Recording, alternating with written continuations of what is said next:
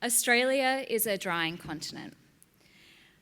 Over the last 20 years, water inflows into the Murray River have fallen by 40%. With climate change studies predicting the Murray-Darling Basin will get even drier and the country's population only continues to grow, Australian farmers are going to have to produce more food with less water. I believe this isn't a cue to push the land harder, it's a call to change ourselves. What if, instead of forcing the environment to fit us, we shaped ourselves, our systems, our values, our agriculture, to suit the environment we have? Australian native edible plants offer us a way to do just this. Our native plants do not require any more moisture than the Australian climate provides. They need no more fertiliser than is already in our soils, and as they are adapted to Australian pests, they need no pesticide. These plants are an environmental boon to the nation.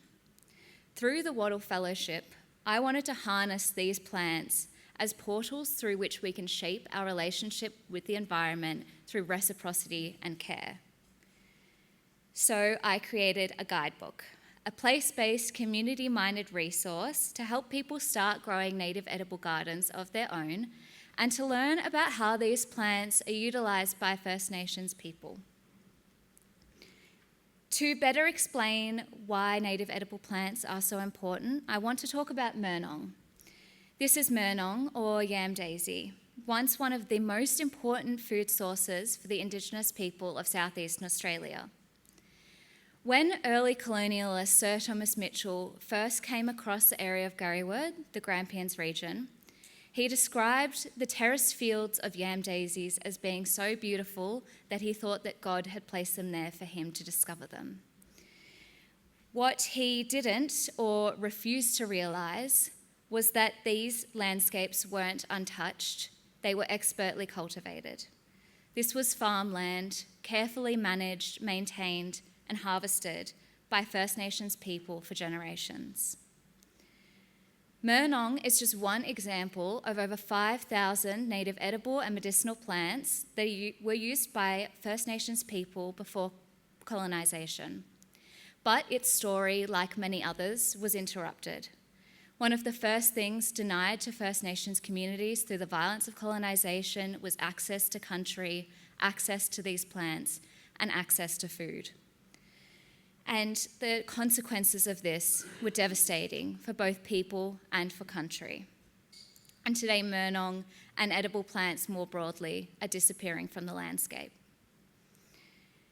Reclaiming and replanting native foods like murnong therefore offers more than just ecological restoration. It's a quiet, powerful act of resistance. In a system where convenience overrides sustainability, choosing to grow what belongs here challenges the logic of extraction. I could go to the supermarket in August and buy a pineapple, and that's convenient, but it's not natural. Capitalism and the existing power structures that make healthy food unavailable for millions of people while simultaneously shaming them for what they eat is also not natural. Growing food that belongs here in this soil and climate that is yummy and nutritious is a way to resist not only the commodification of basic human needs, but the enduring effects of colonisation. I came into this space of native edible foods as a relative newcomer to the whole world of plants. I think a year ago I could not tell you the difference between a yam daisy and a weed. And so to write this book, I therefore needed to rely on the knowledge of others. I owe what I have learned over this last year to First Nations people who have been working in this space for a lot longer than I have. People like Ira at Murnong Mummers and Sass Grace and Chase at Nalderun's Meemanduk Galk. But their time and their knowledge is stretched thin. And again, I heard the same thing. The weight of always having to educate others is heavy. To explain what was lost, what was taken, why it still needs to be protected, that burden shouldn't always fall on the same people. And so this guidebook is my way of lightening the load even just a little.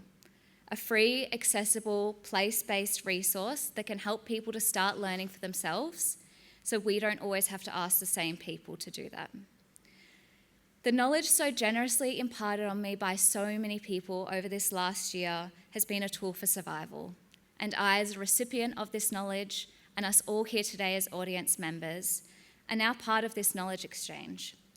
And with that comes a shared responsibility for protecting Indigenous knowledge and protecting country. And so my guidebook is an invitation to start growing native edible plants, to learn the stories held in their roots, and to reconnect in country in a way that honours those who have cared for it for tens of thousands of years. Thank you.